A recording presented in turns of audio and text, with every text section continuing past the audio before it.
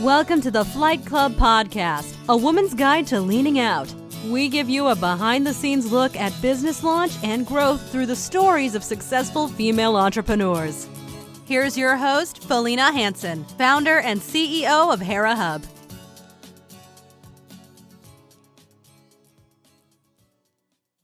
Hello and welcome. I'm excited to get into the world of romance novels today and learn more about what it takes to write a romance novel.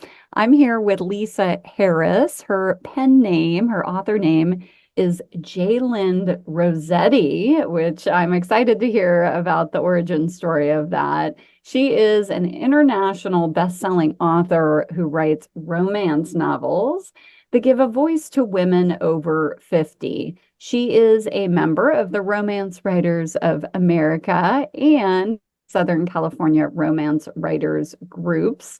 And her background has been a registered dietitian for a very long time, a fitness instructor, and she self-published a fitness book back in 2018. Welcome to the show today, Lisa. Thank you so much, Felina. I'm excited to be here. Yeah, I'm excited to learn more about the world of romance novels and being a novelist. But before we get to that, let's go to your background prior to you deciding to become a novelist. Absolutely. Which was fitness and being a registered dietitian. So where did you start your career? I went to school at UC Davis, and this was back in the late 70s. At the time, I was thinking about being a registered nurse, but for some reason, my high school counselor sent me there, and they didn't have any nursing programs. So the closest thing they had was something called dietetics or nutrition, which ended up being something that I was very excited about. And so I went through and got my degree there. I did a dietetic internship, which is the practical part of learning how to be a dietitian in Dayton, Ohio. So that is the only time I've lived outside of California. Came back, got a job in Southern California. I'm a Northern California girl by birth, but came down to Southern California for my first job, met a man, got married, and I've been down here ever since. Awesome. And still happily married to the same man? Yes, still happily married, 2 children, 3 grandchildren. Awesome. Well, that I'm sure gives you some credibility to write about romance. Awesome. Okay. So let's get into your first book. What prompted you to write a fitness book that you published in 2018? Yeah, building your enduring fitness. When I was, probably about 20 years ago, I was a registered dietitian, and I was working as a school food service director, and I was getting close to my retirement at that time. And my mother was living in Colorado. She was in an independent care facility. We were needing to get her into into dialysis because her kidneys were starting to fail, and she absolutely refused. So I went back there for a family intervention, and when I stayed with her at her place, her little apartment, I went to all of her meals with her, and I kind of came back with an epiphany that got me started on my fitness career. So she sat with the same 3 lovely ladies every day for lunch, breakfast, and dinner, and they're all in their 80s, and they talked about 2 things. Of course, the food, the chef, what's for our next meal, and then they always talked about what was ailing them. So I came back from that trip, and I believed that everybody, no matter what their age, wanted to be as healthy as they could be and as independent as they could be for as long as they could be. So I went to school at UC San Diego Extension. I got a certificate in exercise science. I retired from my job. I started working in a gym as a personal trainer.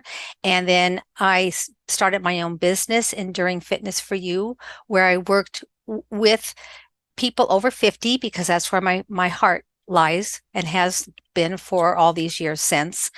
And I would go to their homes, do fitness training and nutrition coaching. And I did that. I started doing that again about probably 8, 9 years ago. And I have always wanted to write a book.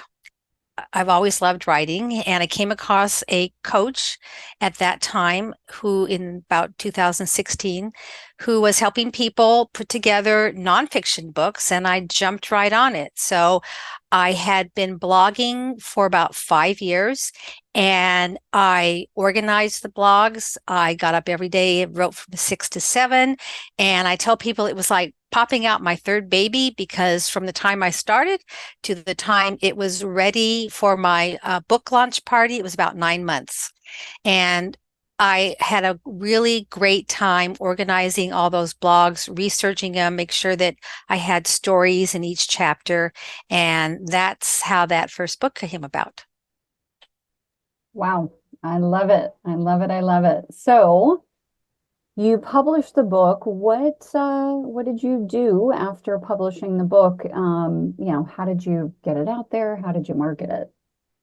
I did a big launch party locally, and it is on Amazon, and it's on my website, Enduring Fitness for You, and it was basically word of mouth. I didn't do a huge marketing program for it. Awesome. That's great. Well, good. Word of mouth works as well. Awesome. It does. Yeah, Yes. good. So, then let's, move along the timeline here. What prompted you to say, okay, I've got one book under my belt. What prompted you into thinking about being a novelist? Sure. I think I go back to the pandemic, near the end of the pandemic, January of 2021. I was in a 4-week webinar about putting your goals together and dreams together for that year, 2021. And the person that was leading that project had us sit down the first day and write down our goals and our dreams. And she pointed out that dreams were expansive, they were public, they were not time bound, as compared to goals. And what I realized at that time was had a couple of fitness and nutrition part-time businesses going, which I enjoyed, but I wasn't living my dreams. I really wanted to pursue being a writer, and I had decided to try romance because I fell in love with romance novels probably 10, 20 years ago when one day I couldn't get out of jury duty. So when you're stuck in jury duty, you stop at a store and you grab a quick book to read. And it was a cowboy romance. And I had never read a romance before, and I fell in love with it. And everybody loves a happily ever after story. And I fell right into that category. So when I looked at my dream, I thought, well, I'm not getting any older. At the time, I was 60, 67, 68, and I thought I better get into this. So I started doing what we all would do, listening to YouTube videos of other romance writers, reading books. I enrolled in a online program that if it were not for the pandemic, I would not have been able to attend it, because it was a program called Save the Cat, which was originally written for screenwriters on how to write a screenplay. And it's like they describe it as like scaffolding or framework on plot points. It was usually held in Los Angeles or New York, but we were in the middle of the pandemic still. So I was able to take that class online. I hired the coach that taught it, and we worked together for a year and a half. And I was able to start and go all the way to the end on the book. And it was just an amazing process, completely 180 degrees different from writing a nonfiction book. And I'm writing what's called seasoned romance, which is a word I don't like. The word I like better is later in life. So in the romance field, most of the heroines are in their 20s or early 30s. And when you're getting older and you're starting to read books, love lives of your daughters and granddaughters' age, you start wondering, where is everybody that looks like me? And there's not a whole lot, especially in the traditionally published. There's a lot of self-published books, but when you walk into a bookstore and you say, hey, where are your books for heroines that are over 30 or 40? And they kind of stare at you because there are not a lot out there on the bookshelves. So I decided, I'm just going to write this book because this is what I want to read. And there's a lot of baby boomers like me. Then we read, we're retired, we have lots of money, we have lots of time. And that's how it started. That's awesome. That's great. And talk about the process, Lisa, because I've been fortunate to know you through our Writers Lounge Wednesday groups and see you work on the book.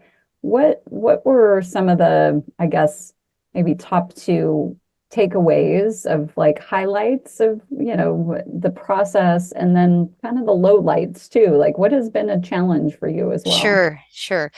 I think one of the biggest surprises was once I had the framework, sitting down each day, I tried to write daily, and at the end of the day, looking at what I had written and just being surprised at where did that come from. And I am right now reading a book by Stephen King. And one of the quotes that he has in his book is called On Writing. He says, writers don't ask other writers where they get their ideas because we know we don't know. And he just calls it magic. So I think that was the biggest surprise, was sitting down and being able to create. And the other one was that I was able to set a goal. And, during Writer's Lounge, I would always say, I'm going to write X number, X 500, 600 words in the next 2 hours, that if I set my mind to it, that I could get that done. The biggest frustration for me has been the fact that when I started off, I did this more or less in isolation. I didn't know any other writers except for my coach. I didn't talk about it to my family. My husband still hasn't read it, nor have my daughters. I did it very much in isolation. And if I were to start a book fresh again, I would not do that. I now belong to, as you read in the bio, a couple of writers group. There is a lady who writes Regency romance that lives less than 10 miles from me. And every other week we have lunch together. And because I did that in that isolation, I would say I also was not privy to the fact that, and I just didn't do my research well enough, but romance writing is very specific. So you can learn how to plot and you can learn how to write a book from A to Z, but there's certain elements that have to be in a romance book for it to be accepted by romance readers. So that was probably my biggest disappointment, letdown. I didn't write for quite a while, and it took me a while to figure out what I needed to do and get back with it. But I am back with it now. Awesome. And then just give us a bit of, or if you can, just a bit of the plot line of the book so we can get a sense of it. Sure. So my book takes place in an area that you would be familiar with, the Central Coast of California. It is a fictional town called Pelicano Bluffs, and it is a woman who is 63. She's an insomniac, and they always say, write what you know. I have had sleeping problems off and on for a couple decades now, and she comes from a world of poverty, and her family was able to pull themselves out of poverty, but her mother has been spearheading a project in the community to develop a multi-unit apartment complex for low-income residents. So this is her big project that she's working on. So the plot is that she goes out one night when she can't sleep, and she ends up finding a group of night owls, and a sheriff comes walking through there. He's working the night shift for one of his deputies, and he turns out to be somebody who is very much against this project. He has his own history and very legitimate reasons for that. And so the story is they become enemies. So there's a certain type of romance story called enemies to lovers. So the story is going to be that they discover that they're on opposing sides on this project. And so they are kind of fighting each other, and they're also finding that they're attracted to each other. So it's their journey of how to come to grips with their opposing visions for the project, as well as how to decide that they're going to stay together. She's a divorcee. He is a widower. Hmm. I love it. I love it. And when are you hoping that this will be published and out into the world? I'm hoping in 2025. I'm in a class right now, an 8-month class through the Romance Writers of America, going through and learning all of the real detailed information that makes a romance novel a romance, and not starting over 100%, but it's a complete rewrite. So I'm thinking sometime probably towards the end of next year. Okay, awesome. Look forward to that. And Yeah, let's get to your pen name, sure. Jayland Rossetti. How did you come up with that? First of all, there is an author named Lisa Harris. Mm. That meant I had to find something. I did not want to get any, be mixed up at all when people would Google me. When my children were younger, we used to play games with words, and their names are Jackie and Lindsay. And one of the words that we put together was the first couple letters of each of their name. So we had this nickname of Jayland. And so that's how the first name came in. So those are two women that are very important to me, my daughters. Then I wanted a last name that reflected my heritage. I'm Italian, and I didn't want my maiden name.